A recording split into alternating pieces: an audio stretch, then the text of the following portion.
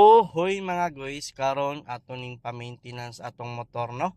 Kay pila na ni kabuan guys, wala na atiman ang kadina galawlaw, ang ligid rin ang nakadagchoy ani. Panel board ni pughaw na, ang sugas luyon na ibot, ang signal light mga guys na ibot na.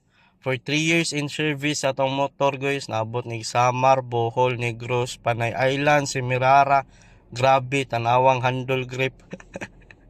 Naukang na napusgaw maibot pa dyan ni guys kanang ting uwan mga guys layo kinigbinta sa ato ang manubila guys kuya pod kaayo ni iyang kuan mo ato nang ilisdan unya maadto ta sa shop guys no. So diri ta sa Chuyak's Garage mga guys, bag-o pa lang ni sila ga-open diri sa Karkar. Unya maayo pod kayo lang mekaniko samtang sige siya kuliki sa atong motor. Sige pod siya hatag mga tips mga guys regarding sa maintenance sa motor. Unya atong gigamit nga oil kay RC990